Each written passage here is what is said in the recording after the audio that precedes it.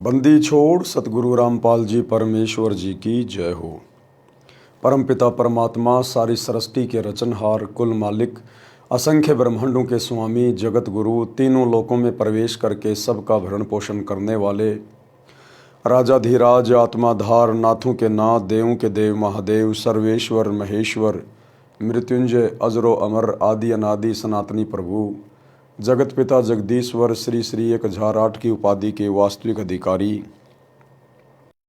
अकाल मूरत सौद स्वरूपी राम वासुदेव, सर्वगतम ब्रह्म, परम पूज्य, प्रथम पूज्य, परम संत, परम पुरुष, परम धनी, परम दयालु, सत्य कबीर, हक्का कबीर, अल्लाह कबीर, अल्लाह अकबर, बाखबर, अल्लाह ताला, जगत के तारणहार, जगत के मुक्तिदाता, जगत के जगन्नाथ, हारे के सहारे, हिंदुओं के राम, मुसलमानों के अल्लाह, सिखों के वाहिगुरु, ईसाइयों के मसीह, दया के सागर दयानिधि, करुणा के सागर करुणानिधि, स्वयंभू परिभू, संकट मोचन, कष्ट हरण, मंगल करण, दुख भंजन, अविगत कबीर, निर्विकार निर्विषम परमात्मा, अलय अलेख सतगुरु, आदि अनादि सतगुरु, असली मर्यादा पुरुषोत्तम, असली राम, असली कृष्ण, असली घनश्याम, असली मुरारी, राजाओं के राजा, महाराजाओं के महाराजा, शहंशाहों के शहंशाह, सम्राटों के सम्राट, भगवानों के भगवान, अल्लाहों के अल्लाह, प्रभुओं के प्रभु, मसीहों के मसीह, सच्चे वाहिगुरु, बाबाओं के बाबा, पीरों के पीर, सेठों के सेठ, जगत सेठ,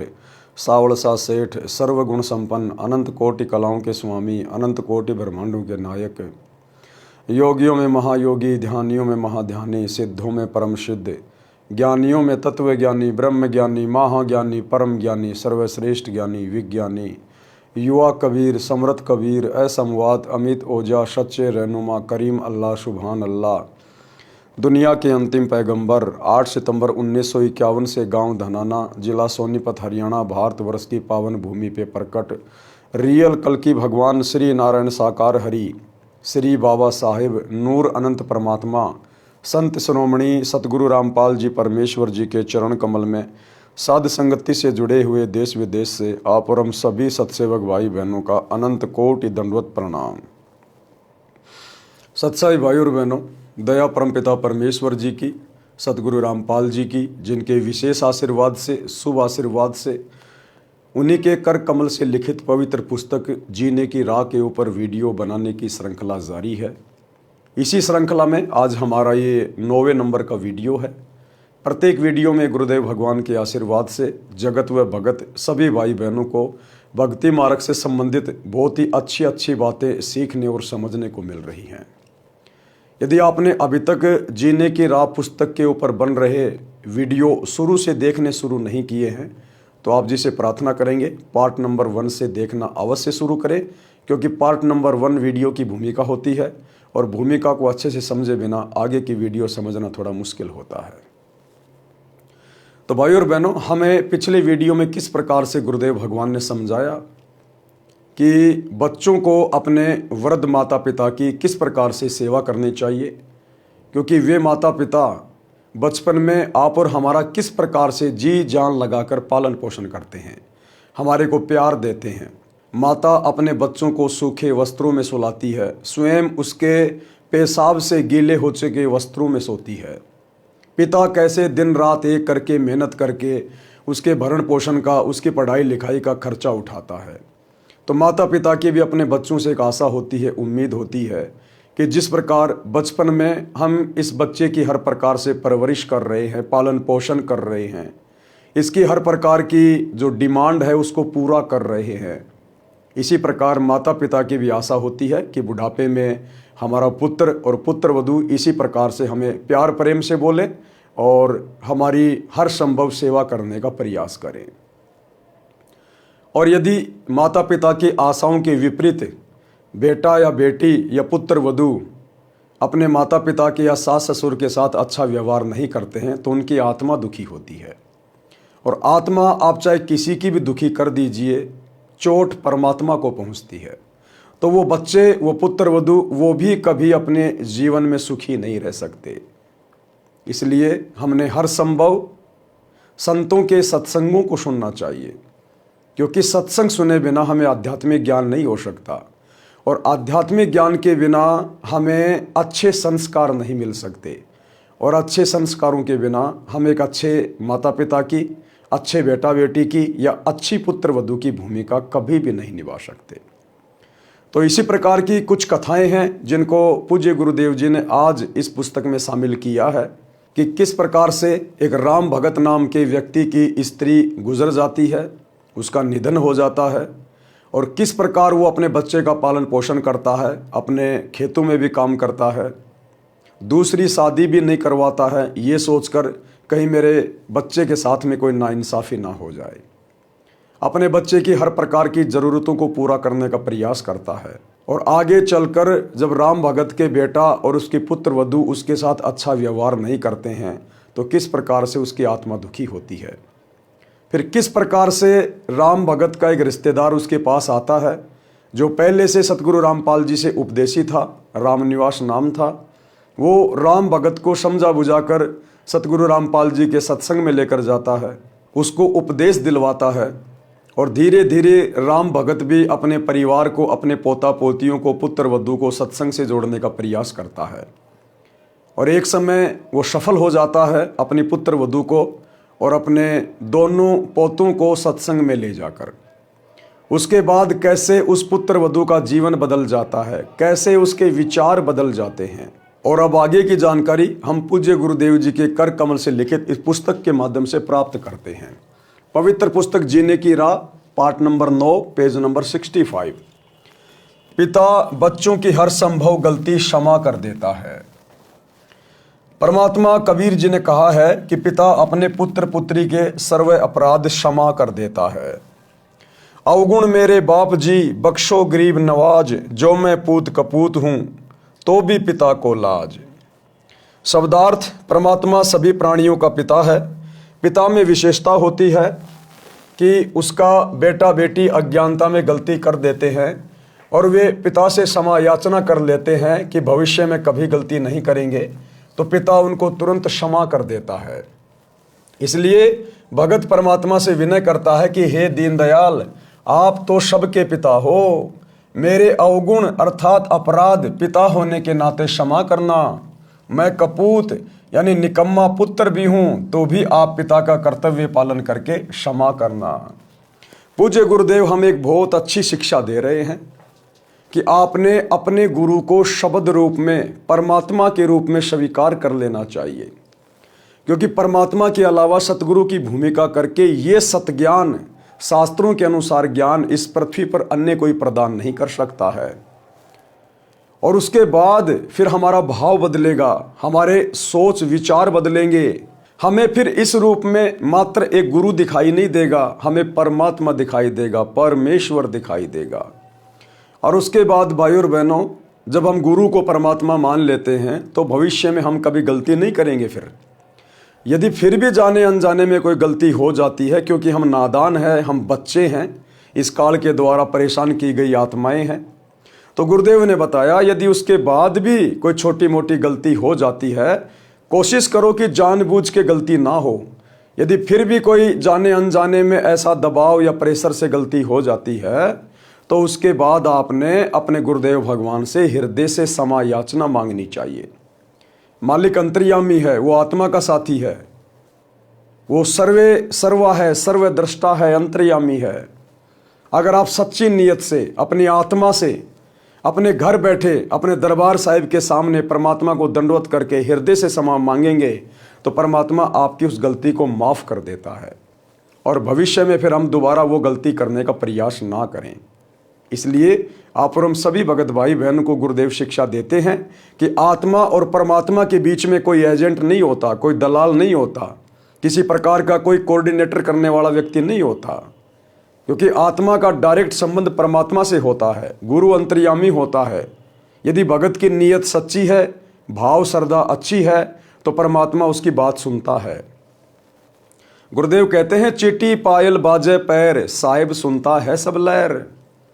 अंतर्यामी गुरुदेव भगवान तो चीटी के पैर में अगर कोई पायल बांध दी जाए, कहते हैं पहली बात तो चीटी का पैर कितना पतला, फिर उसके पैर की पायल कितनी पतली होगी, उसकी तो आवाज़ होना भी नामुमकिन है। कहते हैं परमात्मा उसको भी सुन लेता है। तो क्या अपने सच्चे मुच्चे भगत की हृदय से की गई प्रार्थना को नहीं सुनेगा? महाभारत के युद्ध में जब टटेरी पक्षी ने अपने अंडों की रक्षा के लिए परमात्मा से पुकार की, परमात्मा ने उसकी भी पुकार सुनी। बीच में कोई कोऑर्डिनेटर नहीं, बीच में कोई किसी प्रकार का एजेंट नहीं, कोई दलाल नहीं। भगत प्रहलाद ने त्रेता युग में अपने पिता के अत्याचारों से दुखी होकर परमात्मा से हृदय से प्रार्थना की। परमात्मा ने उसकी प्रार्थना सुनी, नरसिंह रूप धारण करके आए, हिरण्याकुश की छाती फाड़ी। क्या प्रहलाद ने बीच में कोई एजेंट बनाया था, कोई दलाल बनाया था कोऑर्डिनेट करने के लिए? क्या किसी व्यक्ति को खड़ा किया था? नहीं। जब मीराबाई ने जहर पिया तो अपने परमात्मा से हृदय से पुकार की, हृदय से प्रार्थना की। बीच में कोई दलाल नहीं, कोई एजेंट नहीं, परमात्मा ने उसकी भी पुकार सुनी। आज तो परमात्मा धरती पे प्रकट है हमारी पुकार सुनने के लिए, और हम भक्तों का जो कनेक्शन है डायरेक्ट उनसे जुड़ा हुआ है, क्योंकि हम उनकी शरण में हैं। आज तो बड़ी आसानी से सुनेगा परमात्मा, लेकिन सच्चे मुच्चे भगत की सुनेगा, पाक साफ दिल वाले भगत की सुनेगा। बार बार जानबूझकर गलतियां करने वाले की परमात्मा सुनकर भी अनसुनी कर देगा। तो यहां समझाया गया है कि एक सांसारिक पिता भी अपने बच्चे की सैकड़ों गलतियां माफ कर देता है, नज़रअंदाज कर देता है, भूल जाता है। जबकि सतगुरु तो हमारे परम पिता होते हैं, सांसारिक माता पिता से हमें हजारों गुना ज़्यादा प्रेम करते हैं, प्यार करते हैं। फिर भला वो कैसे हमारी गलतियों को दिल पे रख के चल सकते हैं? लेकिन अध्यात्म का एक नियम है भाई और बहनों, अध्यात्म में परमात्मा का काल के साथ वचन है, एग्रीमेंट है। इसलिए हमने बार बार गलतियां करने से बचना चाहिए। तो क्या बताया गुरुदेव ने? आगे हमें गुरुदेव राम भगत नामक एक भगत की कथा सुना रहे हैं। इस कथा के माध्यम से पता चलेगा कि संस्कार चाहे कितने ही बिगड़े हुए क्यों ना हो, आपका बेटा बेटी या पुत्र वधू कितने ही निकम्मे क्यों ना हो, यदि उनको सत्संग की राह पे चला दिया जाए तो सत्संग में जाने से, सतगुरु के वचन उनके कानों में पड़ने से उनका हृदय परिवर्तित हो सकता है। आपका घर जो कलह कलेश का अड्डा बना हुआ है, आपका घर सुखी हो सकता है, स्वर्ग बन सकता है। तो परमात्मा राम भगत की कथा के माध्यम से हमें समझा रहे हैं। राम भगत की पत्नी का देहांत हो गया। उस समय उसका बेटा 3 वर्ष का था। उस व्यक्ति की रिश्तेदारी में एक घटना ऐसी घटी थी जिसने उसको झंझोर कर रख दिया। कथा इस प्रकार है। उसके मामा जी अपनी बहन यानी राम भगत की माता जी से लगभग 10 वर्ष बड़े थे। राम भगत के मामा जी थे जो राम भगत की माता जी से 10 साल बड़े थे। तो उनके जीवन में एक घटना घटी थी जिससे शिक्षा लेकर राम भगत ने दोबारा से शादी करने का विचार अपने दिलो दिमाग से त्याग दिया। मामा जी के 2 पुत्र थे। राम भगत की मामी जी का देहांत हो गया। मामा जी ने दूसरा विवाह कर लिया। दूसरी पत्नी को पुत्र हुआ। दूसरी पत्नी पहले वाली के पुत्रों से ईर्ष्या करने लगी। ये विचार किया कि 15 एकड़ जमीन है, 3 जगह बटेगी। उसने उन बच्चों को काच पीस कर दूध तथा खाने में खिला पिला दिया, जिससे दोनों की धीरे धीरे रोगी होकर मृत्यु हो गई। राम भगत के मामा जी की पहली शादी हुई, उससे उसको 2 बेटे प्राप्त हुए। उसके बाद में उसकी पत्नी का देहांत हो गया। अपने बच्चों की परवरिश के लिए, पालन पोषण के लिए राम भगत के मामा जी ने दूसरी शादी करी। दूसरी पत्नी से राम भगत के मामा जी को एक पुत्र प्राप्त हुआ। लेकिन राम भगत के मामा जी की दूसरी पत्नी के मन में दोष आ गया कि हमारे पास में 15 एकड़ जमीन है और यदि बराबर बराबर बांटी जाएगी तो मेरे बच्चे के हिस्से में जमीन थोड़ी आएगी। ये सोचकर उसने उन पहली वाली औरत के दोनों बच्चों को धीरे धीरे काच पिलाना शुरू कर दिया, दूध में या खाने में डालकर। और वो दोनों बच्चे जो राम भगत के मामा जी की पहली वाली पत्नी से थे, वो दोनों बच्चे धीरे धीरे बीमार होकर मृत्यु को प्राप्त हो गए। डॉक्टर ने बताया कि बच्चे काच खा गए हैं, जिस कारण से इनकी मृत्यु हो गई है। एक दिन उसकी पत्नी ने पड़ोस से बताया कि मैंने ऐसे ऐसे किया, मेरे बेटे को 15 एकड़ जमीन मिल गई। उस स्त्री ने मेरे मामा जी को बताया। मामा जी छोटी मामी को बहुत प्यार करते थे और उस पर विश्वास करते थे। उन्हें विश्वास नहीं हो रहा था। एक दिन छोटी मामी अपने भाई से बता रही थी कि मैंने ऐसे ऐसे किया, तेरे भांजे को 15 एकड़ जमीन मिल गई। एक दिन उसका भाई उसके घर पे आया हुआ था और वो अपने भाई से सारी बातें बता रही थी।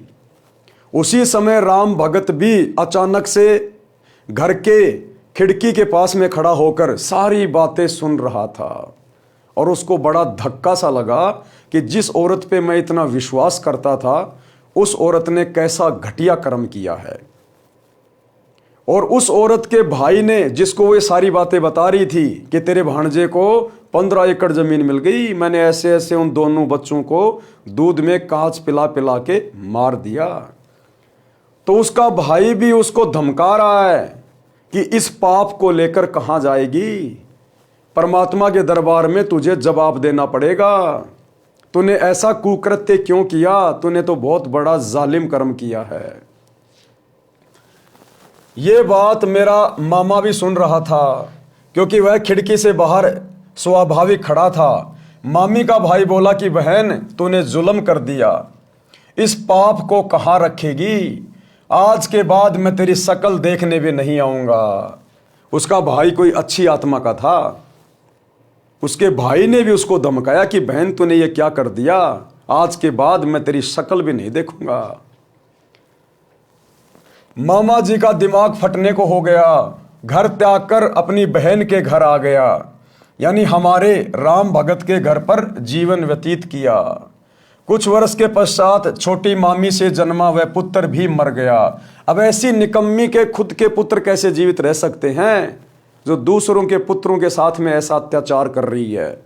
कुछ दिनों के बाद में उसका जो पुत्र था, जिसको 15 एकड़ जमीन का मालिक बनाने के लिए उसने 2 बच्चों की हत्या कर दी थी, कुछ दिनों बाद में उसका बेटा भी मर गया।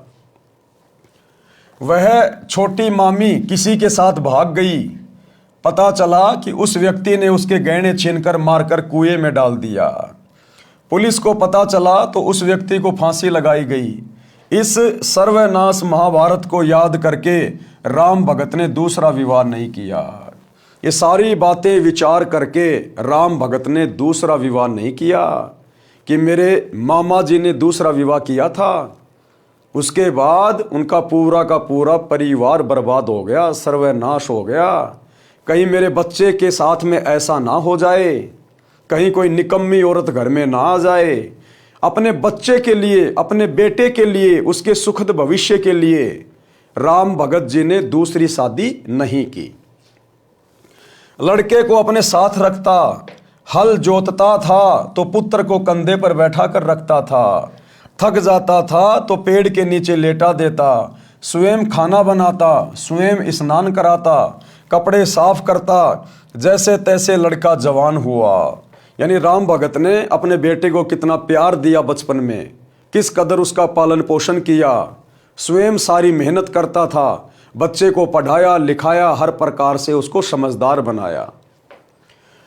विवाह कर दिया, फिर भी सब कार्य करता था। लड़का भी काम में हाथ बटाता था, परंतु कठिन कार्य स्वयं ही करता था। वृद्ध अवस्था ने जोर दिया, कार्य कुछ नहीं कर पा रहा था, पुत्र वधू को व्यर्थ का खर्च लगने लगा। अब एक समय बाद में राम भगत बूढ़ा हो गया, पहले जैसी मेहनत नहीं कर पा रहा था, ज्यादातर घर पर ही खाट में पड़ा रहने लगा। अब राम भगत के बेटे की बहू को यह अच्छा नहीं लगता था। उसको लगता था ये तो फालतू का खर्चा है, ना कुछ करता है ना कुछ धरता है। अब भाई और बहनों, यहां पर 2 बातें हैं, क्योंकि हमने निष्कर्ष निकाल के चलना है। खाली ये कथाएं नहीं पढ़नी है, हमने इन कथाओं से शिक्षा लेनी है।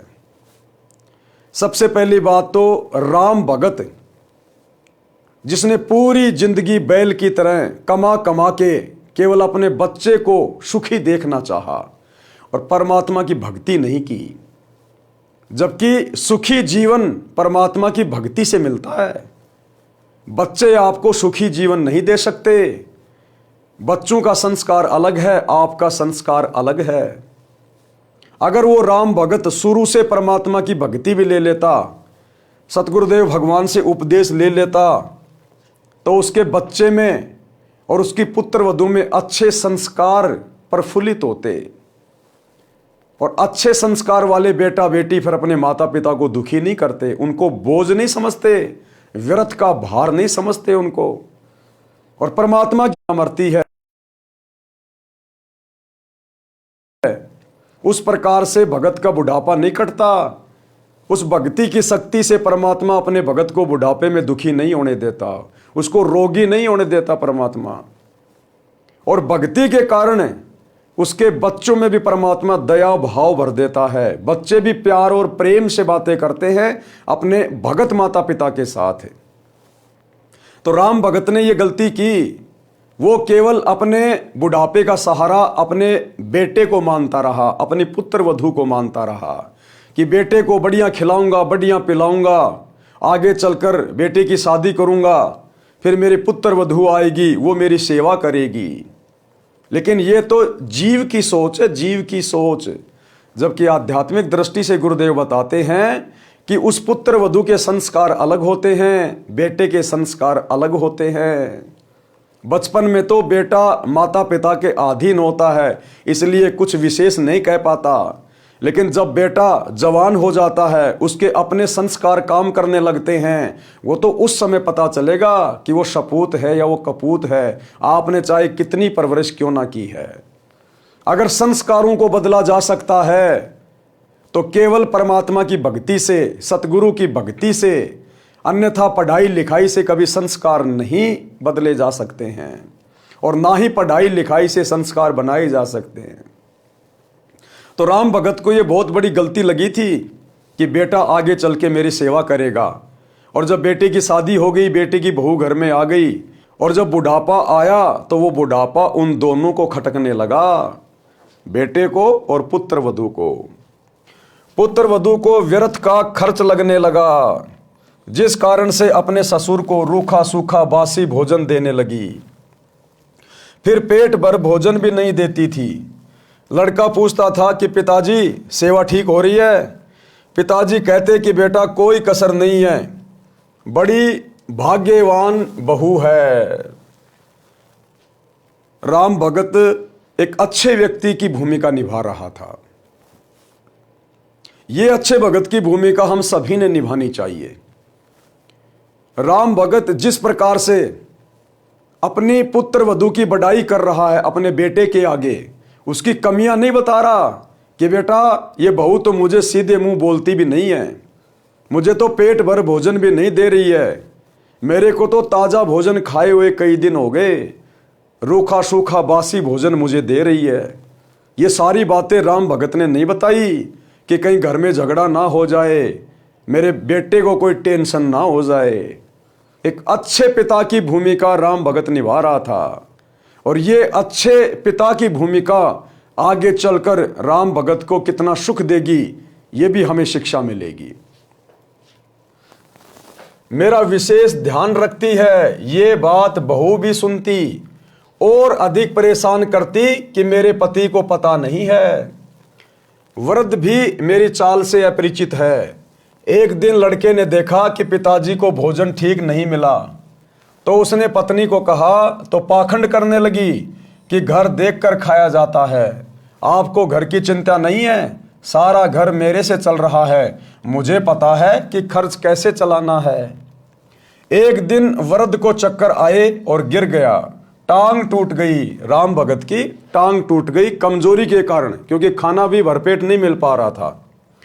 वैद्य ने बताया कि आहार पूरा ना मिलने से शारीरिक कमजोरी है, दूध 2 समय आधा आधा सेर पिलाओ, ताजा भोजन खिलाओ, और डॉक्टर चला गया। पत्नी ने कहा कि ऐसे तो घर का दिवाला निकल जाएगा। सत्संग की कमी से, आध्यात्मिक ज्ञान की कमी से, सतगुरु की शरण के अभाव में राम भगत के बेटे की जो बहू थी, यदि उस स्त्री के माता पिता सत्संग से जुड़े हुए होते तो अपनी बेटी को अच्छे संस्कार देते कि बेटी, जैसे आपने शादी से पहले हमारी सेवा की है, हमारे घर की इज्जत का ध्यान रखा है। इसी प्रकार से आपने शादी के बाद अपने ससुर की इज्जत का ध्यान रखना, उसके स्वास्थ्य का ध्यान रखना है। और सत्संग से जुड़ी हुई बहन बेटी, उसके हृदय में दया होती है, प्रेम भाव होता है। वो शौपन में भी किसी को, सास ससुर को या माता पिता को दुखी नहीं कर सकती है, वो स्वयं दुख उठा लेगी।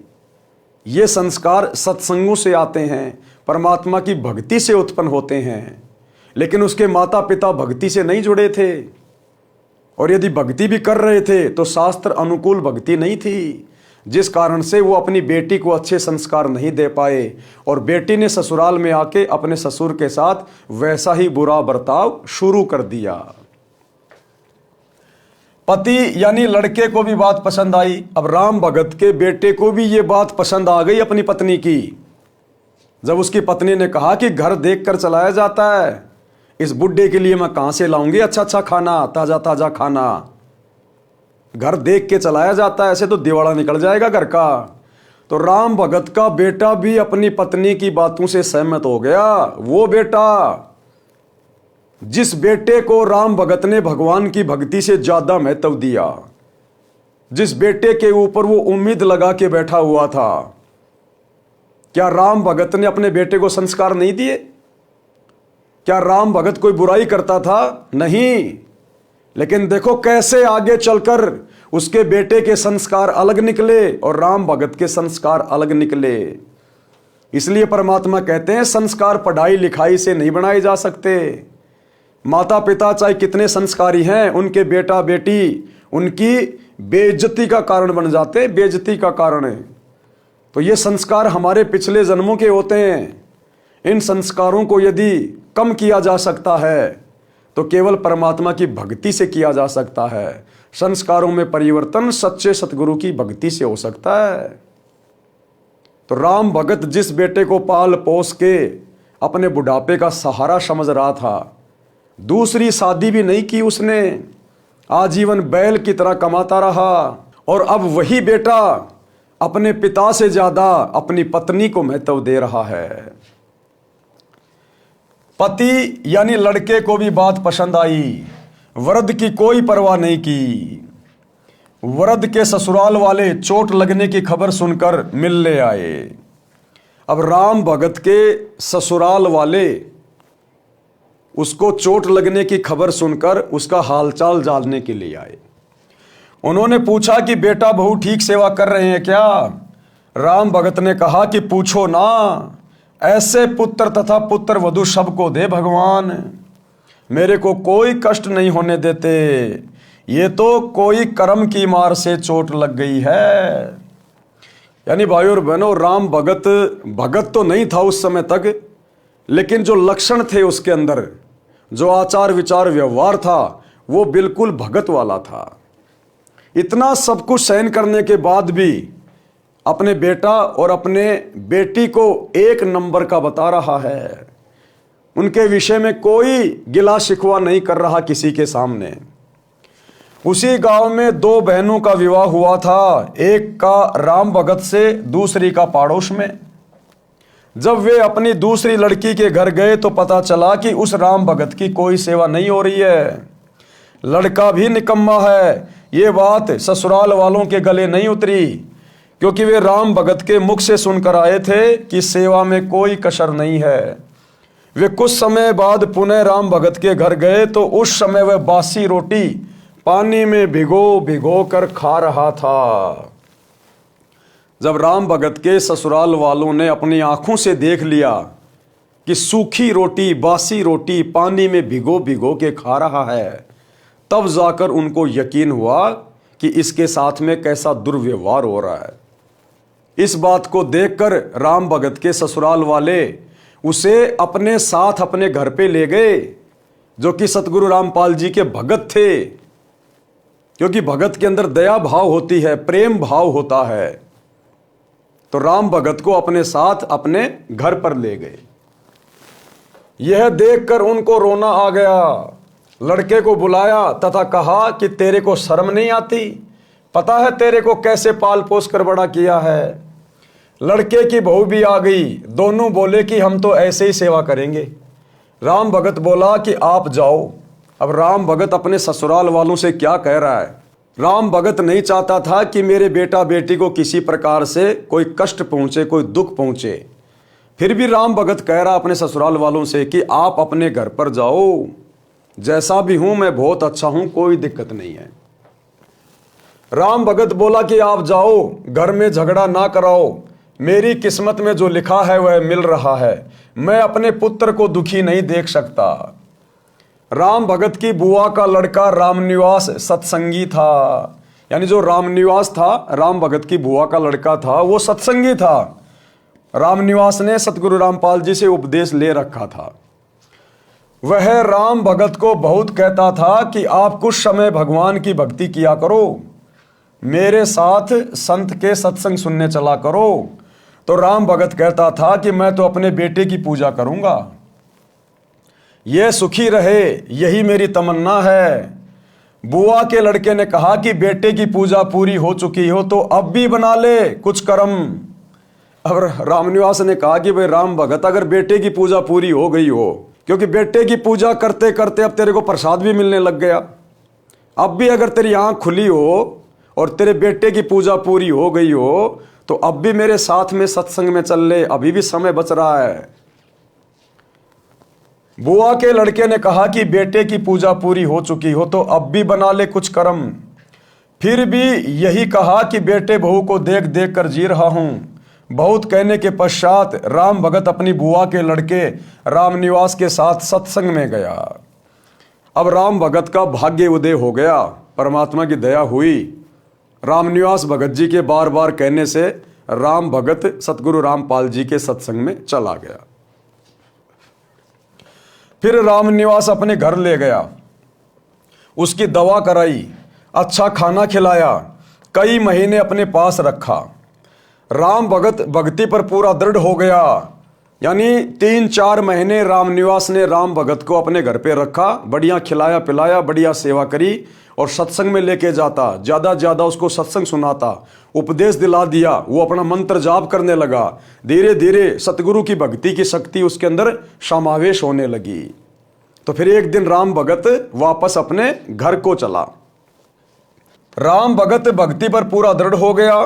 घर पर गया तो बच्चों से कहा कि बेटा बेटी पुत्र वधू, आज तक मैंने आपसे कुछ नहीं मांगा, आज एक भीख मांग रहा हूं, आप मेरे साथ सत्संग में एक बार चलो। उन्होंने कहा कि पीछे से पशुओं तथा बच्चों को कौन संभालेगा? राम भगत ने कहा कि बेटा घर पर रह जाएगा, बेटी तथा पोता पोती मेरे साथ चलो। ऐसा ही किया। जब उस पुत्र वधू ने सत्संग के वचन सुने, वहां आने वाले सब भक्तों की सेवा पुराने भगत भगतमती ऐसे कर रहे थे जैसे विशेष मेहमानों की सेवा करते हैं। वृद्ध, रोगी, अपंग श्रद्धालुओं की भी विशेष सेवा कर रहे थे।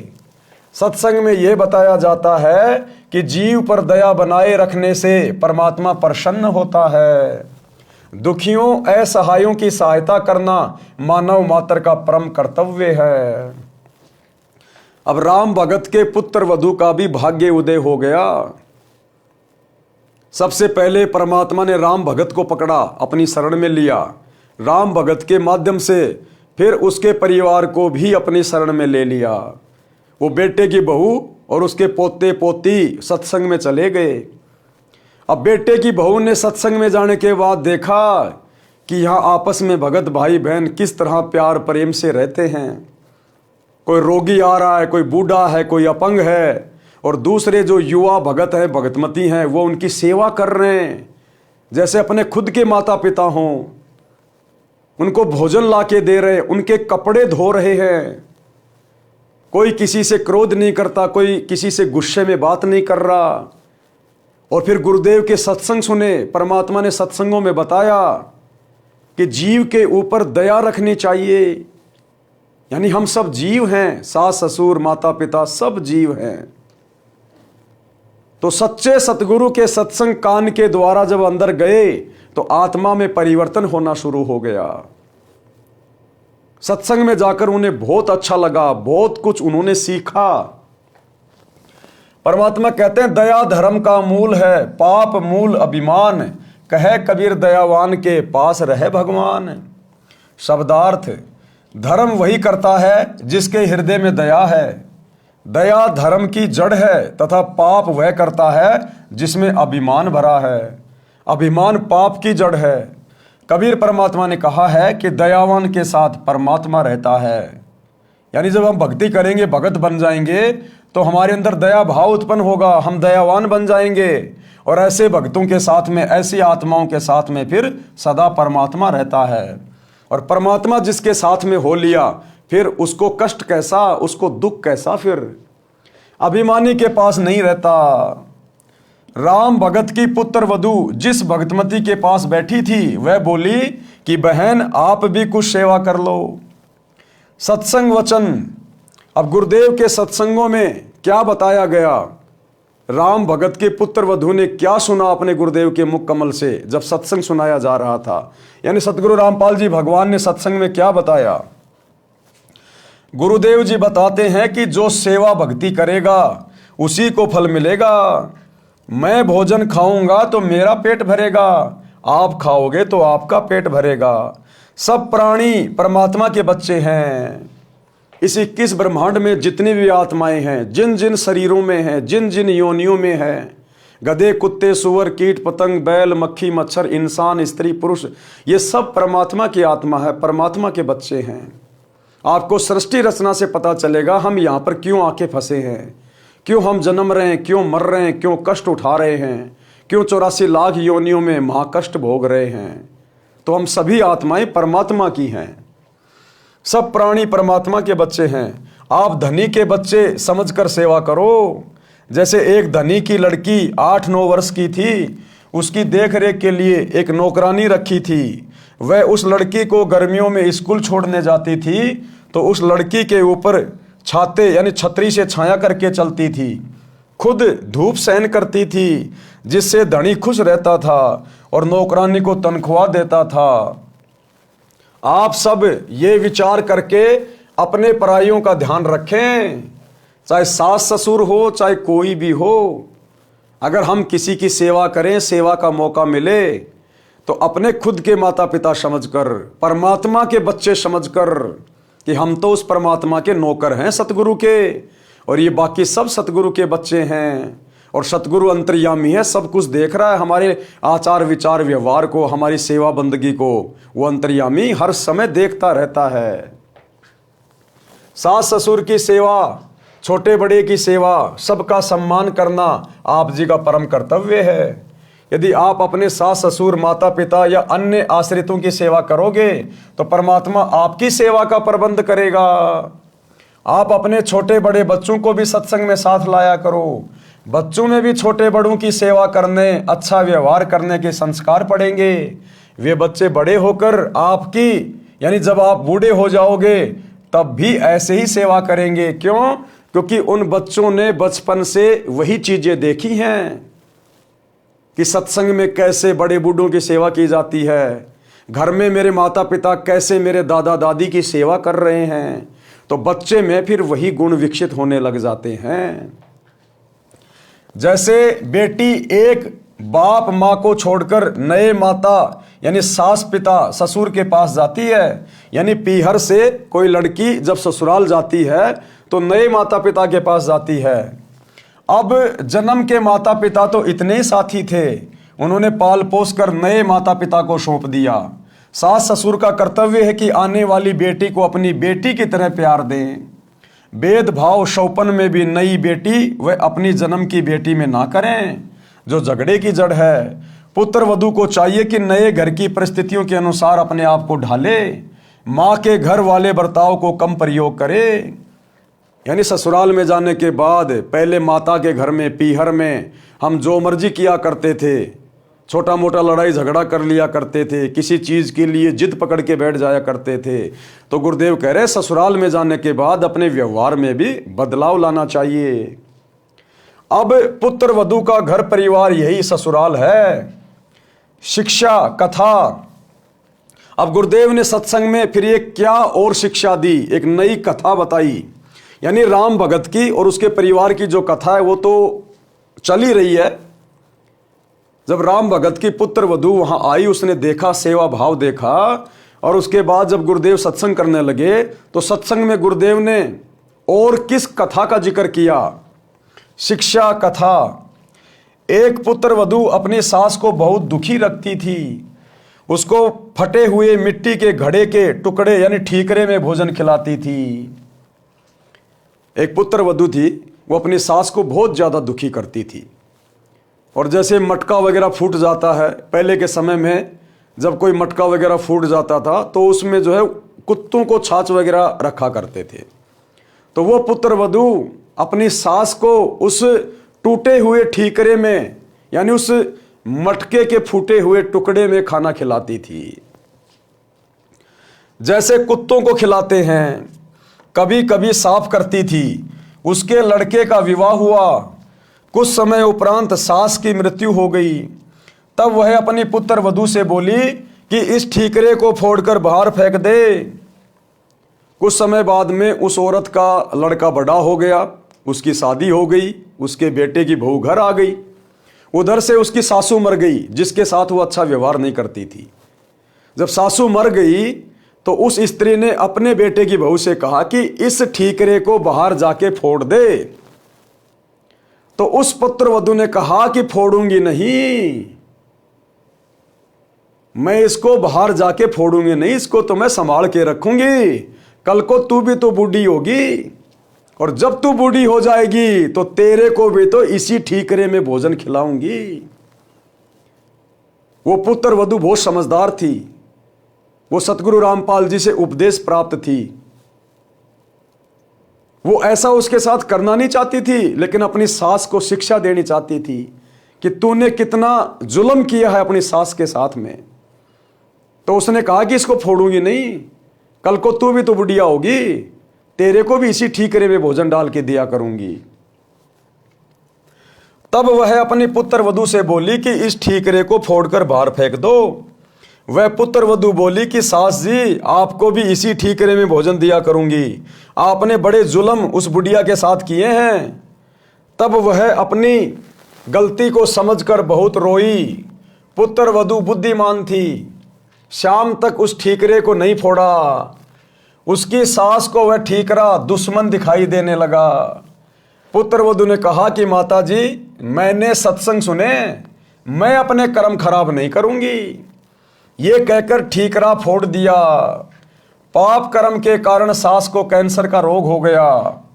सारा सारा दिन चिल्लाए, पुत्र वधू उसकी सेवा करे, कोई कसर नहीं छोड़ती थी, परंतु कहती थी कि सासू माँ, सेवा तो मैं दिलो जान से करूंगी, परंतु तेरे पाप को मैं नहीं बांट पाऊंगी, ये कष्ट तो आपको ही भोगना पड़ेगा।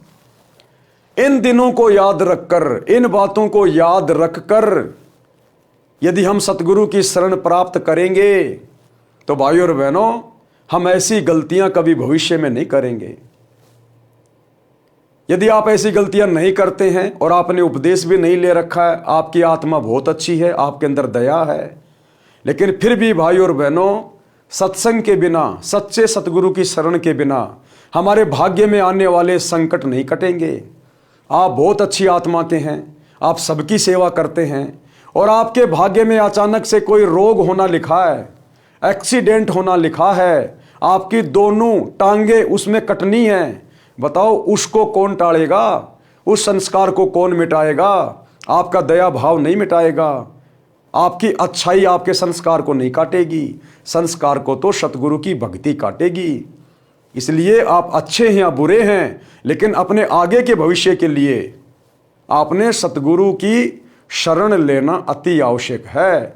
और सच्चा सतगुरु धरती पर केवल वर्तमान में एक ही है, सतगुरु रामपाल जी। यदि सत्संग सुने होते तो ये दिन नहीं देखने पड़ते। अब वो पुत्र वधू अपनी सास को समझा रही है, जिसको कैंसर हो गया था, बहुत ज्यादा रोती थी, चिल्लाती थी, पीड़ा भोग रही थी। तो पुत्र वधू कह रही है कि सासू जी, सेवा तो मैं आपकी दिलो जान से करूंगी, लेकिन आपके जो पाप कर्म है, जिनके कारण आप ये कष्ट भोग रही हैं, ये पीड़ा तो आपको ही सहन करनी पड़ेगी।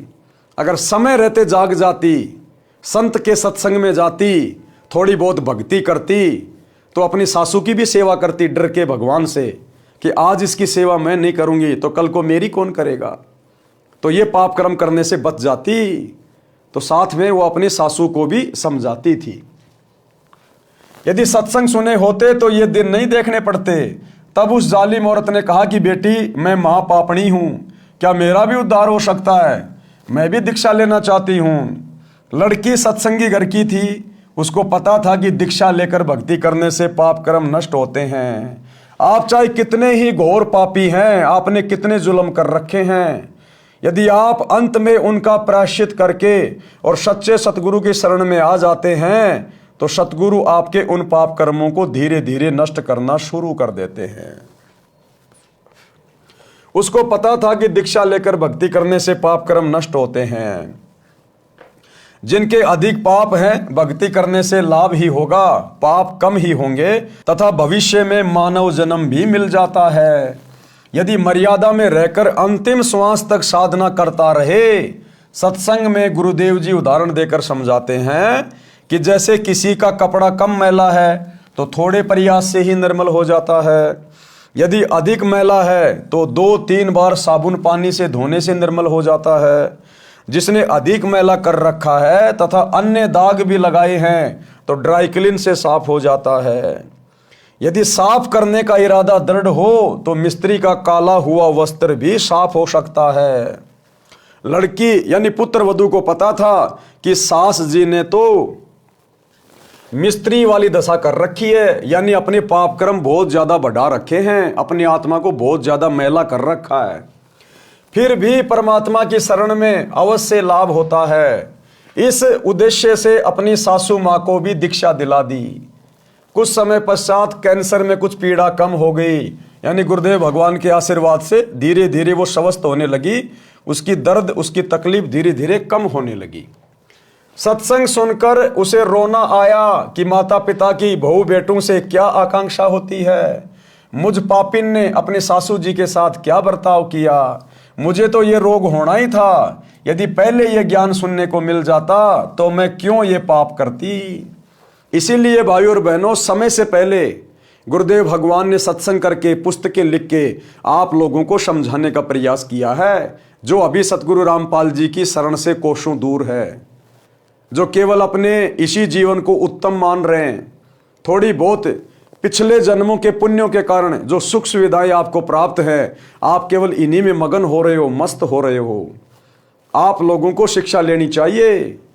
आपके संस्कार अलग हैं, आपके बच्चों के संस्कार अलग हैं। यदि सतगुरु की शरण में नहीं आए समय रहते तो आगे भविष्य में क्या संस्कार अंगड़ाई लेंगे, कैसे कैसे कष्ट आपके शरीर पर और आपके परिवार पर आन पड़ेंगे। जिन बच्चों के भरोसे, जिनको पढ़ा लिखा के बड़े अधिकारी बना के आप निश्चिंत होके बैठे हैं कि बुढ़ापे में बच्चे सेवा करेंगे, इनकी कमाई से हम ऐश करेंगे, क्या पता वो बच्चा कल को एक्सीडेंट में मारा जाए और वो पुत्र वधू किसी और के साथ भाग जाए। कहाँ तुम्हारे बच्चे ने आपको सुख दिया, कहाँ उस बच्चे की नौकरी ने आपको सुख दिया। इंसान यदि सुखी होगा तो सतगुरु की भक्ति से, सतगुरु के आशीर्वाद से। सतगुरु जो व्यवस्था कर देगा, भगत की भक्ति के कारण, दान पुण्य के कारण, सेवा के कारण, वो यहाँ का राजा भी अपने मित्र की नहीं कर सकता है। इसलिए सतगुरु के सत्संग सुनकर उनकी शरण में आना अति आवश्यक है। यदि पहले यह ज्ञान सुनने को मिल जाता तो मैं क्यों ये पाप करती, निर्मल जीवन जीती, सासू माँ की आत्मा भी खुश करती, अपना जीवन सफल कर लेती। उपरोक्त वचन सुनकर राम भगत जी की पुत्र वधू उस अपनी सहेली पुरानी भगतमती से लिपट कर फूट फूट कर रोने लगी। अब जब गुरुदेव भगवान ने सत्संग में यह कथा सुनाई तो राम भगत के बेटे की बहू अपने साथ में बैठी दूसरी सत्संगी बहन के साथ लिपट लिपट कर रोने लगी। उसे अपने पुराने दिन याद आ गए कि मैंने मेरे ससुर जी के साथ में किस कदर बुरा बर्ताव किया, समय पे भोजन नहीं दिया, रूखा सूखा भोजन दिया। बुढ़ापे में माता पिता को प्यार प्रेम की आवश्यकता होती है, वो भी मैंने उनके साथ नहीं किया। और मेरे ससुर ने मेरे साथ कितना अच्छा बर्ताव किया। तो ये सारी बातें याद कर करके और राम भगत के बेटे की बहू फूट फूट के रोने लगी। सतगुरु के एक सत्संग ने उसके पाप कर्मों को फोड़ के रख दिया। विचार करने पे मजबूर हो गई कि कल को ये समय मेरा भी आएगा, मैं ये पाप लेके कहाँ जाऊंगी फिर। तो फूट फूट के रोने लगी।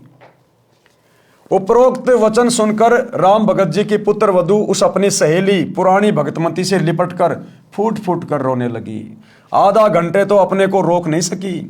अधिक सांत्वना के पश्चात सुबकी रुकी और अपने ससुर पिता के साथ किए बर्ताव का उल्लेख रोते रोते किया कि मैंने अपने ससुर जी के साथ में किस कदर बुरा बर्ताव किया, और अंत में मेरे ससुर ही मुझे प्रार्थना करके सत्संग में लेके आए हैं।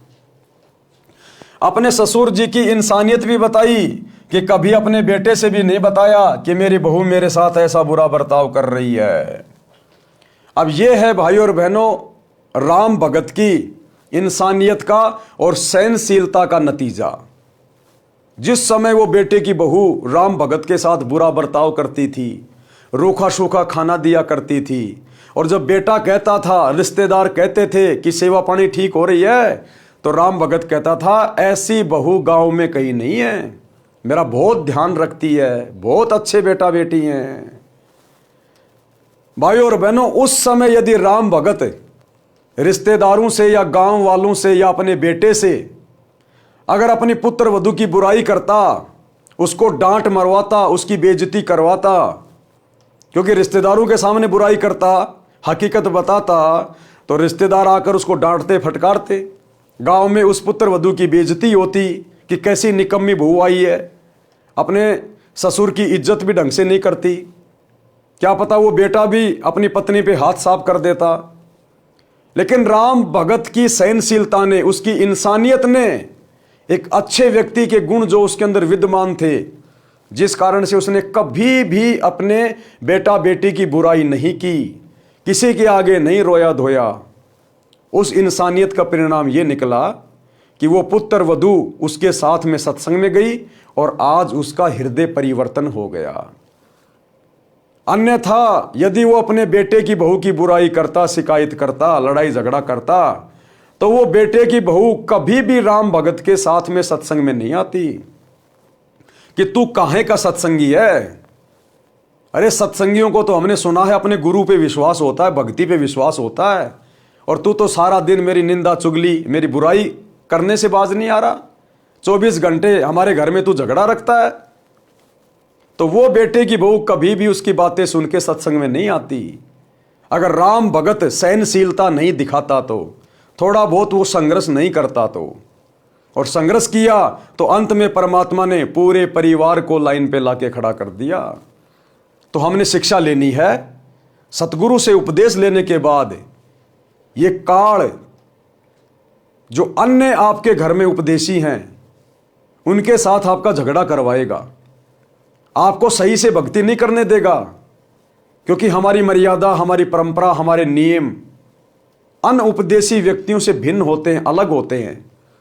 वो हमें इतना जल्दी समझ नहीं पाते और हम उनके चक्कर में आके मर्यादा तोड़ नहीं सकते, तो परस्पर थोड़ा बहुत विरोध बन जाता है। तो ऐसे में यदि भगत या भगतमती को परिवार का कोई भी अनुपदेशी व्यक्ति दो बातें कह देता है, दो चार थप्पड़ मुक्के मार देता है, तो भगत ने सहनशीलता दिखानी चाहिए, नम्रता दिखानी चाहिए। अगर उसके साथ में वैसे लड़ाई झगड़ा करने लग गए, थप्पड़ का जवाब थप्पड़ से देने लग गए, गाली का जवाब गाली से देने लग गए, तो उस व्यक्ति का हृदय परिवर्तन कभी भी नहीं होगा, कभी भी, आपसे तो विशेषकर नहीं होगा। भले दूसरे के कहने से वो सत्संग में चला जाए, लेकिन आपके कहने से नहीं जाएगा, क्योंकि आपसे फिर वो ईर्ष्या रखने लग जाएगा विशेष, क्योंकि आपके व्यवहार में वो कोई परिवर्तन नहीं देख रहा, कोई बदलाव नहीं देख रहा। तो जिस प्रकार से राम भगत ने परिवार में झगड़ा और कलह से बचने के लिए जो समझदारी दिखाई, उसी प्रकार हम भक्तों ने भी अपनी भक्ति को सफल बनाने के लिए एक भगत के गुण अपने ऊपर धारण करते हुए इसी प्रकार की समझदारी दिखाते हुए आगे बढ़ना है।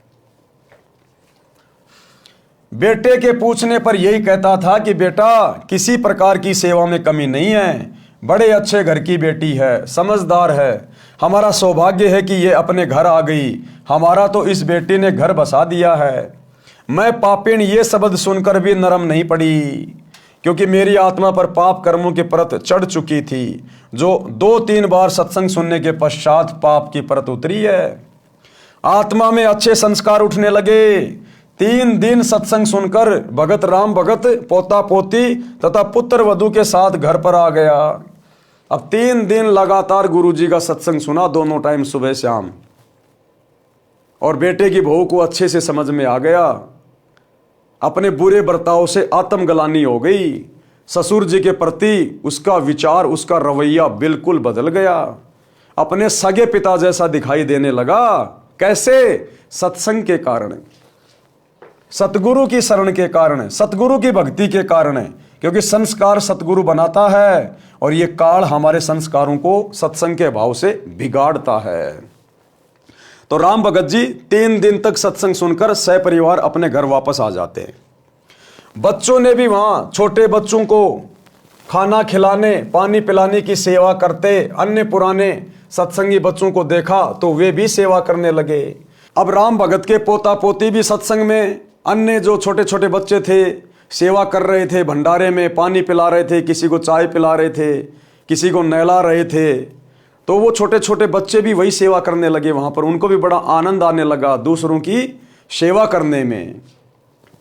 घर पर आकर अपने दादाजी के लिए पानी की बाल्टी भरकर दोनों भाई बहन लटका लाए और बोले, दादाजी स्नान कर लो। राम भगत जी ने कहा कि बच्चों, तुम्हारे पेट में दर्द हो जाएगा, इतना वजन मत उठाओ, मैं अपने आप ले जाऊंगा। बच्चे बोले कि दादाजी, सत्संग में गुरुजी ने बताया था कि सेवा करने से लाभ ही लाभ मिलता है, कोई कष्ट नहीं होता। अगर पेट में दर्द भी हो गया तो सेवा के कारण गुरुजी ठीक कर देंगे। हम रोटी खाएंगे तो हमारा पेट भरेगा, हम सेवा करेंगे तो हमें पुण्य मिलेगा। बच्चों में भी इतनी जल्दी संस्कार उत्पन्न हो गए।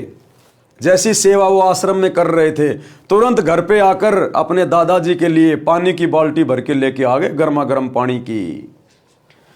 यदि रोग भी हो तो भक्ति और सेवा से समाप्त हो जाता है।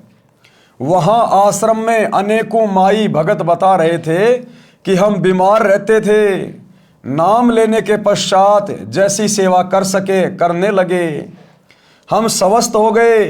डॉक्टरों ने जवाब दे दिया था, देखो हमारी दवाइयों की पर्चियां, 4 वर्ष से उपचार चल रहा था, अब कोई दवा नहीं खाते। बच्चों ने क्या बताया दादाजी को? जब दादा ने कहा कि बच्चों ज्यादा वजन मत उठाओ, पेट में दर्द हो जाएगा, तो बच्चों ने सत्संग में सुनी बातें बतानी शुरू कर दी कि गुरुजी ने कहा था कि अगर हम सेवा करेंगे तो हमारे को पुण्य मिलेगा, हम रोटी खाएंगे तो हमारा पेट भरेगा, और अगर कोई दिक्कत भी हो गई तो गुरुजी कह रहे थे कि भगवान तो अपनी भक्ति से रोग को भी ठीक कर देता है। हमने वहाँ बहुत सारे भगत देखे थे जो हॉस्पिटल से दुखी होके, डॉक्टरों से दुखी होके अपनी पर्चियाँ ले लेके आए थे कि हम इतने सालों से बीमार थे, हमारे ऊपर कोई दवा काम नहीं कर रही थी। जैसे ही हमने सतगुरु रामपाल जी से उपदेश लिया, तुरंत हमारा रोग समाप्त हो गया। यानी सतगुरु ने तो हॉस्पिटलों को भी फैल कर दिया, डॉक्टरों को भी फैल कर दिया। हमारे गुरुजी तो डॉक्टरों के भी डॉक्टर हैं। दास गरीब तबीब सतगुरु बंदी छोड़ कबीर हैं। तबीब यानी वैद, वैदों का वैद भी सतगुरु है। ये हमारे शरीर और आत्मा दोनों का वैद है। तो ये सारी बातें वो अपने दादाजी को बताने लगे। परमात्मा ने वेदों का भी हवाला दिया है। ऋग्वेद मंडल 10 सूक्त 161 मंत्र 2 में भी यही प्रमाण है कि यदि रोगी मृत्यु के निकट पहुंच गया है, यानी उसको असाध्य रोग भी हो गया हो, यदि वह भक्ति पर लग जाए तो परमात्मा उसको मृत्यु के मुख से निकाल कर ले आए।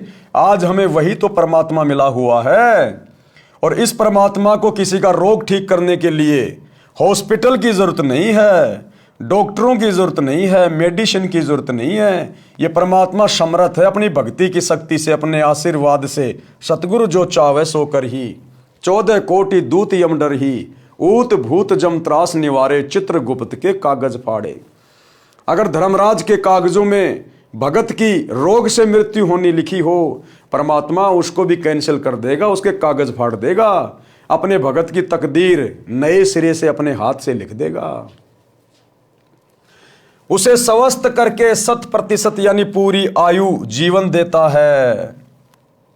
लेखक, ये लेखक शब्द क्यों लिखा है पता है लास्ट में? कि ऋग्वेद मंडल में जिस प्रकार से परमात्मा के गुण लिखे हैं ना, आज इस पुस्तक का लेखक है उन समस्त गुणों युक्त। यानी आज लेखक स्वयं धरती पर सतगुरु रूप में आपको उपलब्ध है, प्राप्त है।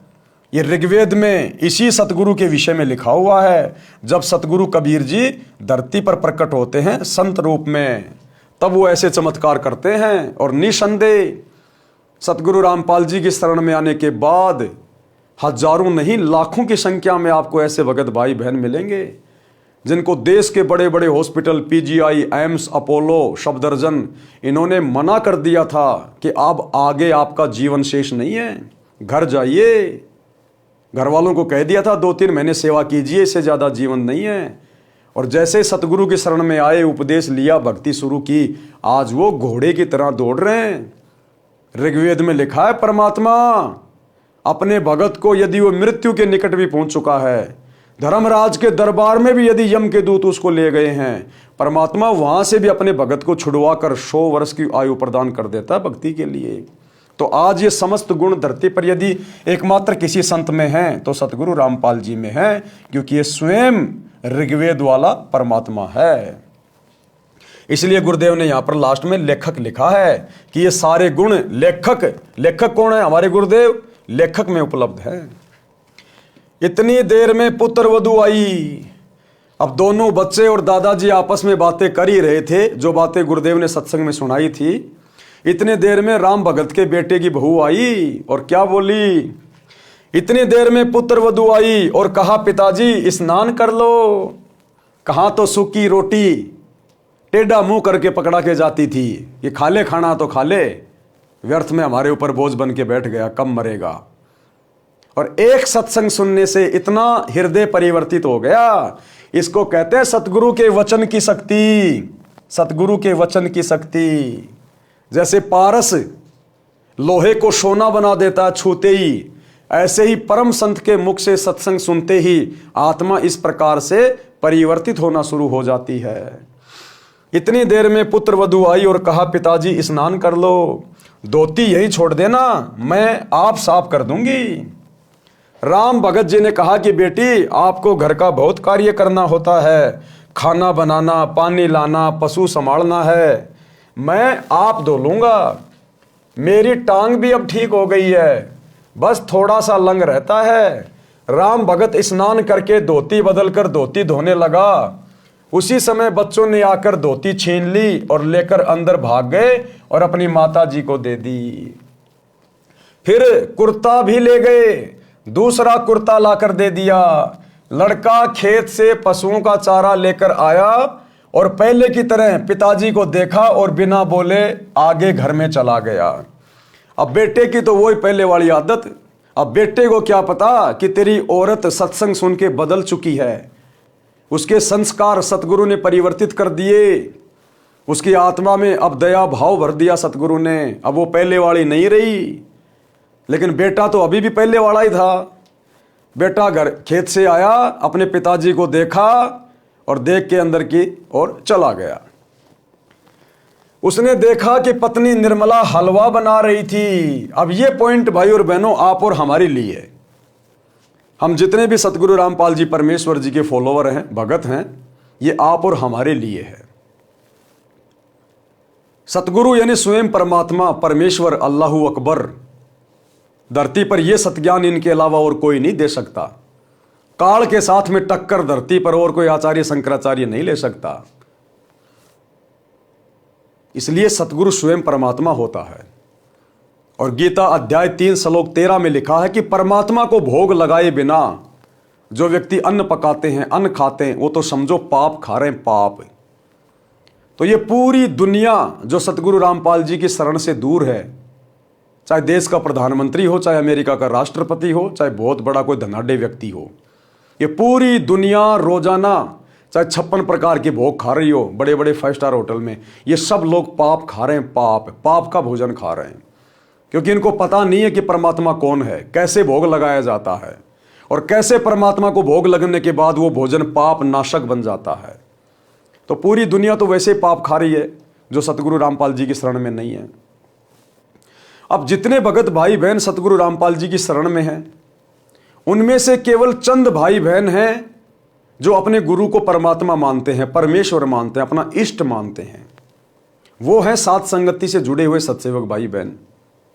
बाकी सतलोक आश्रमों से जुड़े हुए 90% भाई बहन आज भी इस ज्ञान को अच्छे से ना समझ पाने के कारण, अपने कमजोर संस्कारों के कारण अपने गुरुजी में परमात्मा नहीं देख रहे हैं, जिस कारण से वे आत्माएं भी अपने अपने घरों पर अपने गुरुदेव भगवान को भोग लगाकर भोजन प्रसाद ग्रहण नहीं करते हैं, केवल एक छोटी सी अन्नदेव की आरती कर देते हैं। लेकिन यहां परमात्मा को भोग लगाने की बात हो रही है। और भोग लगाने की विधि क्या है अपने गुरुदेव को? हमें जो 3 समय की आरती की पुस्तक मिलती है, नित्य नियम पुस्तिका, उसमें संध्या आरती के बाद में लिखा हुआ भोग लगाने की विधि। आज लग्या साहिब को भोग दीन के टुकड़े पानी का, मोकू कहाँ ढूंढे रे बंदे मैं तो तेरे पास में। इस प्रकार की एक आरती है, कुल मिला के 40 या 42 मिनट के आसपास की। तो इस विधि से यदि वर्तमान में पूरे विश्व में सतगुरु रूप में आए हुए परमात्मा को पहचान कर, अपने अपने घरों को आश्रम बनाकर, ज्ञान को आधार बनाकर, गुरु को इष्ट मानकर यदि कोई भोग लगा रहा है तो केवल सत्सेवक भाई बहन है। हम दोनों समय गुरुदेव को भंडारे का भोग लगाते हैं। सुबह सतगुरुदेव के लिए नाश्ता तैयार किया जाता है और भंडारे के दोनों समय हलवा राम बनाया जाता है। थोड़ा सा,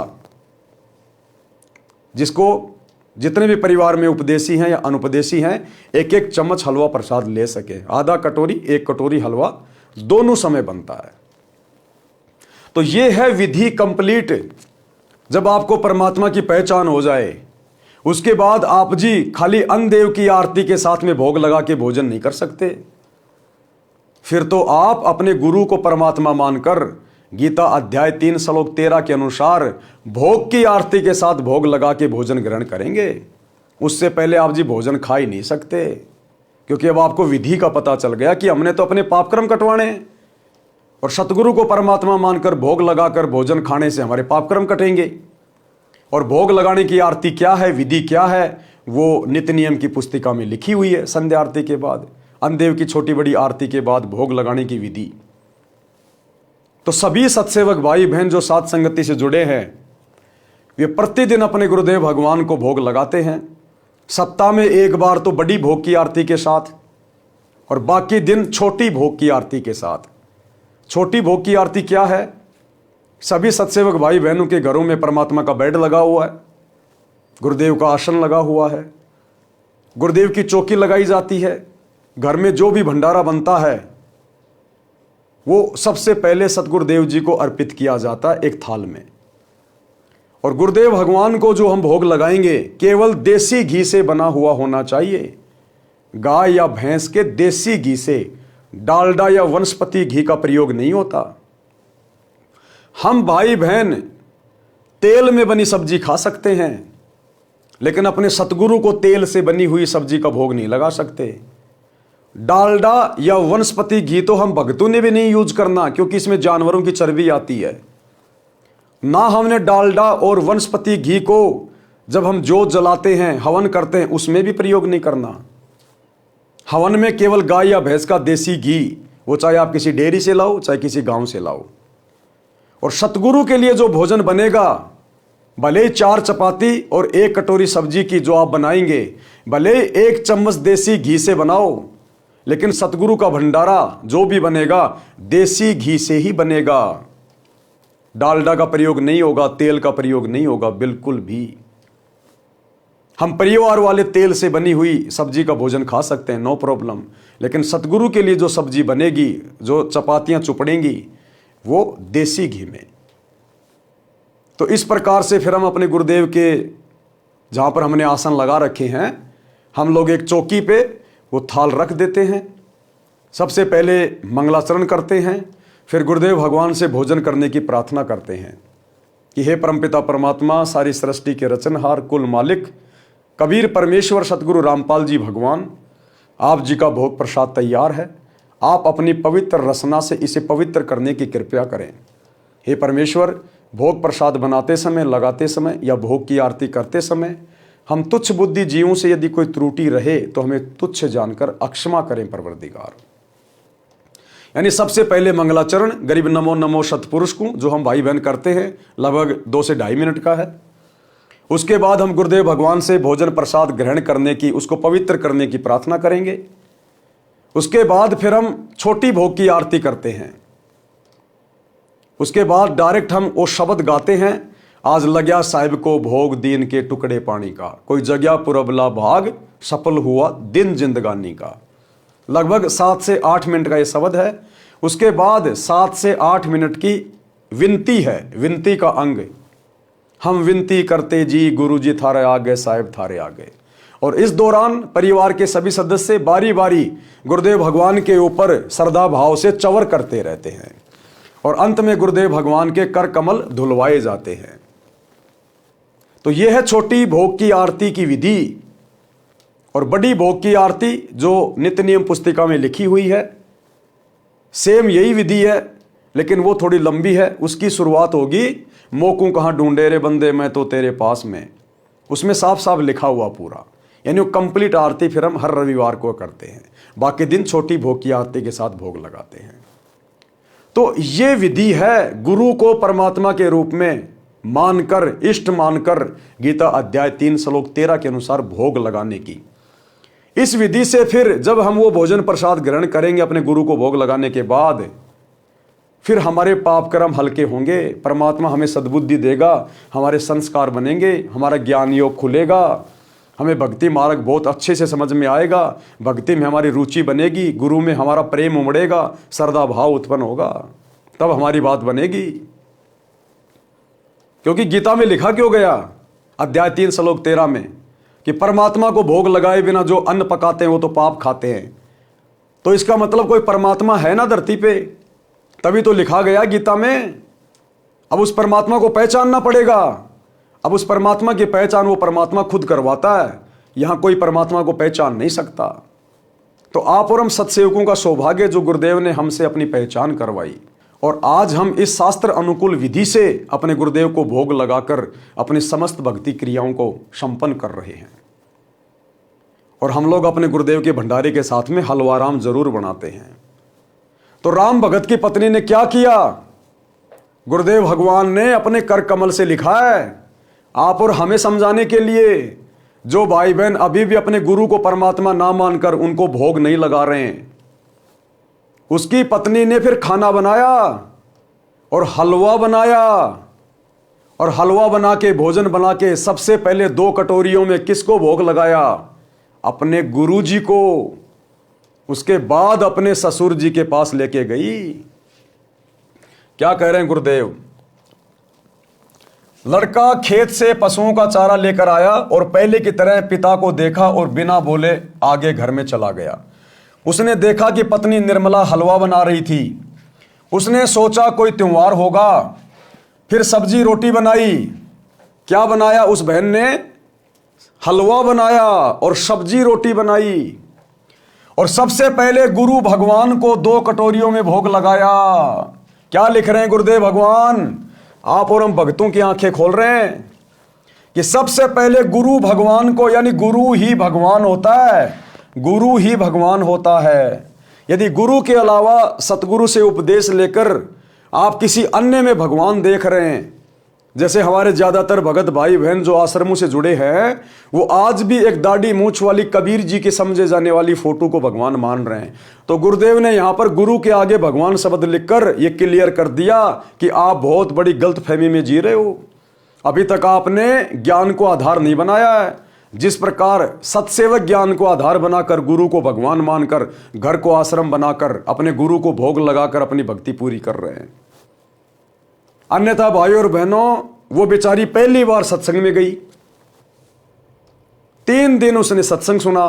3 दिन में उसको कहां से ये बातें समझ में आ जाएंगी कि गुरु ही भगवान होता है और गुरु को हलवे राम का भोग लगाया जाता है सबसे पहले भंडारे का।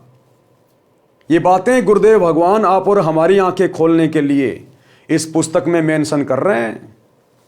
गुरु स्वयं नहीं कहेगा कि मैं भगवान हूं, मैं परमात्मा हूं, मुझे भोग लगाओ, हलवा बनाओ। ये विधि शास्त्रों में लिखी हुई गुरुदेव ने बता दी, अध्याय 3 श्लोक 13 गीता जी का। और यहां गुरुदेव हमें फिर से प्रेरित कर रहे हैं कि बच्चों अभी भी आंखें खोल लो, अपने गुरु को पहचानो, अपने जैसा सामान्य व्यक्ति है सामान्य संत मान के व्यवहार मत करो। तो क्या किया उस बहन ने? सर्वप्रथम गुरु भगवान को 2 कटोरियों में भोग लगाया, अपने गुरु जी को परमात्मा मानकर, भगवान मानकर। गुरु भगवान यानी गुरु ही परमात्मा होता है। सर्वप्रथम गुरु भगवान को 2 कटोरियों में भोग लगाया तथा फिर एक थाल में रोटी, कटोरियों में हलवा तथा सब्जी डालकर अपने ससुर जी के पास लेकर गई। हलवा बनाया, भोजन बनाया और सबसे पहले अपने गुरु जी को भोग लगाया, उसके बाद में अपने ससुर के पास लेकर गई वो भोजन और बोली, पिताजी भोजन खा लो, भूख लगी होगी, दूर से आए हैं। राम भगत बोला, बेटी मेरे को ये हजम नहीं होता, सूखी रोटियां ला दे, मैं बीमार हो जाऊंगा। राम भगत जी ने सोचा कि कहीं भावना में बहकर बेटी आज तो सब सेवा कर देगी, परंतु लड़का इसको धमकाएगा क्योंकि उसको सत्संग का ज्ञान नहीं है, कहीं घर में झगड़ा ना हो जाए। इतने में लड़का भी आ गया, अपनी पत्नी को बोला, पिताजी ठीक ही तो कह रहे हैं, ले चल अंदर। पिता का कमरा गली पर था, बच्चों का रहने का अंदर को था। पत्नी बोली, चुप रहे। राम भगत के बेटे की बहू बोली, चुप रहे, बहुत कर्म फोड़ लिए, सत्संग में जाके आई हूं, सब कुछ समझ में आ गया मुझे। क्योंकि वो बेटा अपनी पत्नी के कहने में चलता था। तो पत्नी ने कहा चुप रहे, तो बेटे की क्या औकात, अब वो चुप ना रहे तो बोले चुप रहे, वो मैंने बतेरे कर्म फोड़ लिए मेरे। पत्नी बोली चुप रहे, मैंने बहुत पाप इकट्ठे कर लिए, अब पिताजी की सेवा मैं स्वयं करूंगी। लड़का चुप हो गया। राम भगत ने दोनों बच्चों को थोड़ा थोड़ा हलवा दिया, पुत्र वधू को देने लगा तो बोली कि आप क्या खाओगे, घर पर और भी बहुत सारा हलवा प्रसाद बचा है, पिताजी आप खाओ, नहीं खाओगे तो मेरी आत्मा रोएगी, क्योंकि मैंने बहुत ज्यादा आपके साथ बदतमीजी कर रखी है, मैंने बहुत ज्यादा पाप इकट्ठे कर रखे हैं। अब आपकी सेवा करके ही सतगुरु मेरे पाप कर्मों को धोएगा, साफ करेगा। आप नहीं खाओगे तो मेरी आत्मा रोएगी। देखो भाई और बहनों, एक सत्संग ने कितना चेंज कर दिया, कितना परिवर्तित कर दिया। अन्यथा राम भगत के ऊपर क्या बीत रही थी। और अंत में वो बेटे की बहू, अंत में फिर उसका क्या हसर होता। ऐसे ही वो बीमार होती, खटिया में पड़ी होती और उसके घर में भी फिर ऐसी बेटे की बहू आती, तो दुर्गति होनी थी उसकी, दुर्गति। अंत में परमात्मा ने पूरे परिवार को बचा लिया, पूरे परिवार को संभाल लिया।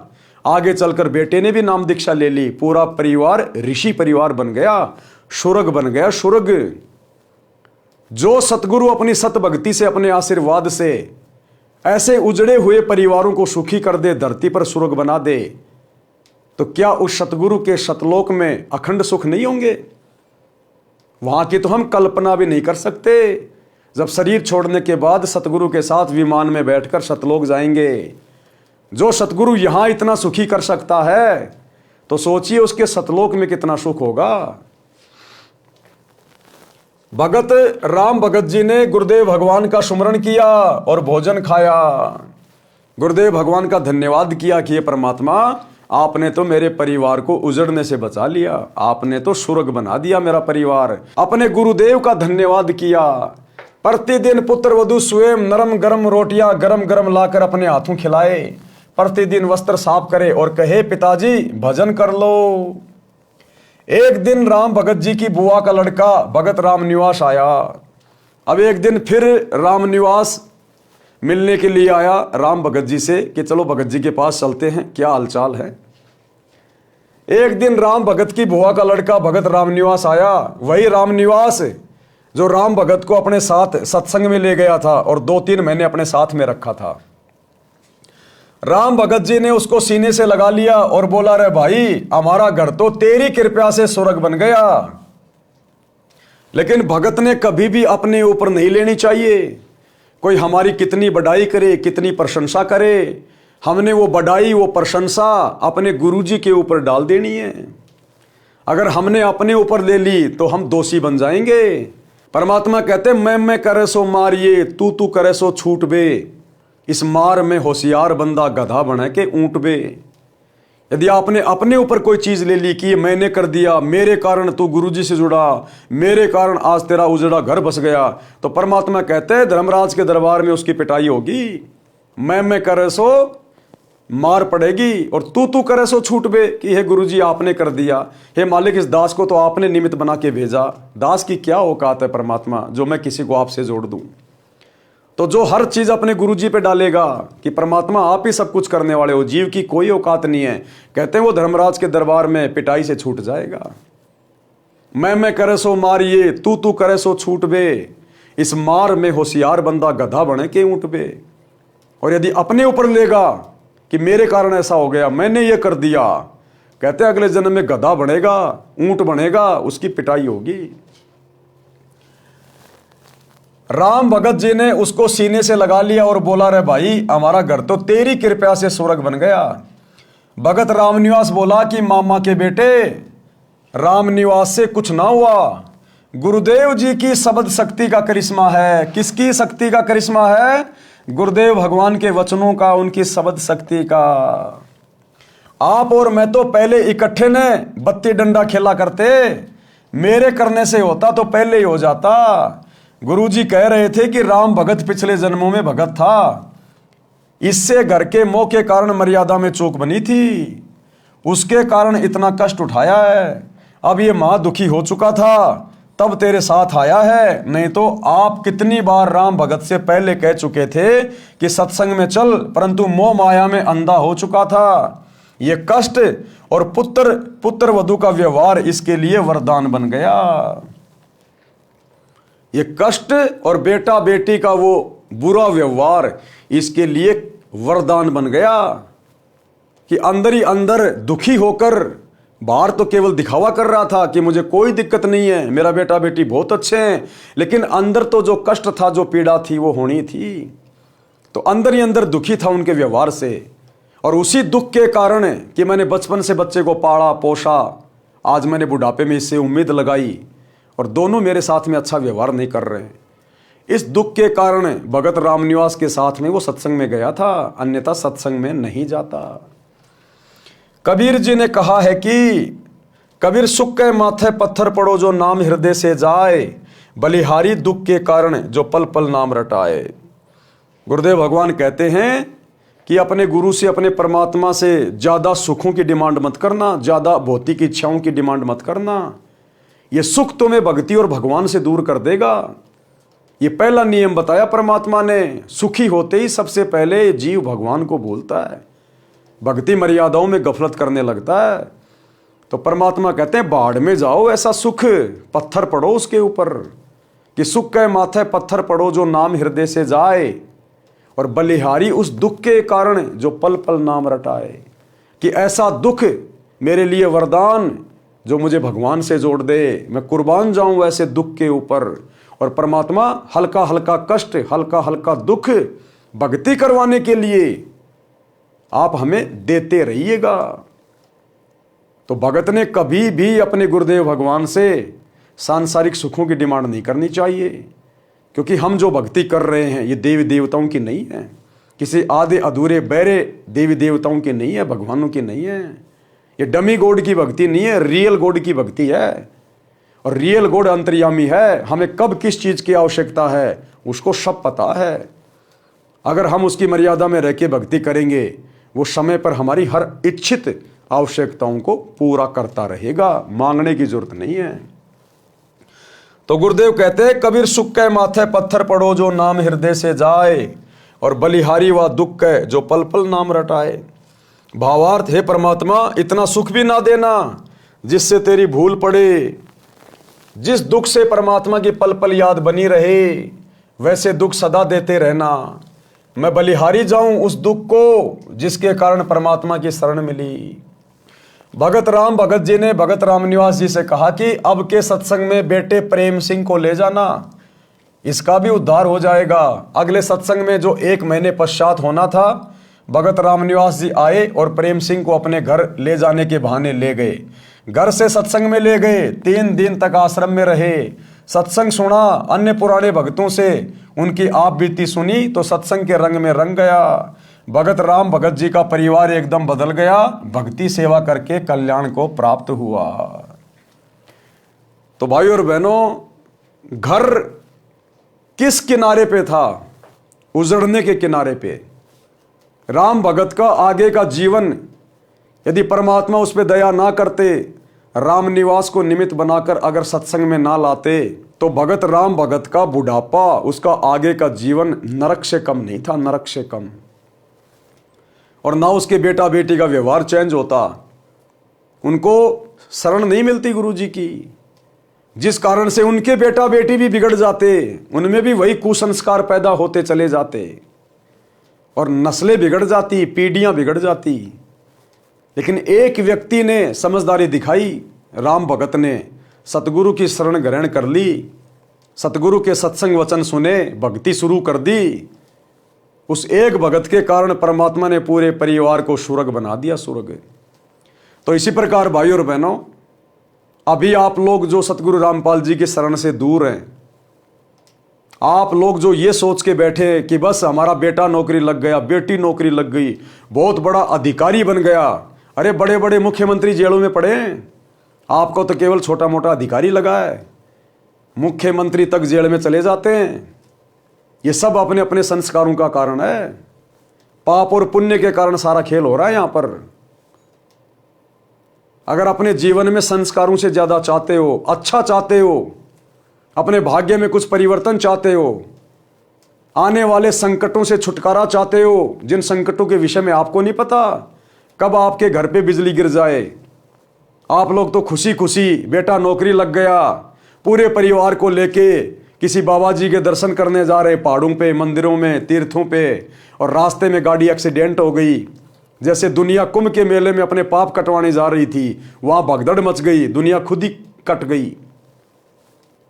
अगर वे आत्माएं सतगुरु की शरण में होती तो पहली बार तो इन तीर्थों पे धक्के खाने नहीं जाती। उनको पता चल जाता कि शास्त्र अनुकूल भक्ति साधना क्या है। इस प्रकार इन तालाबों में, नदियों में नहाने से, धोने से पाप नहीं कटते।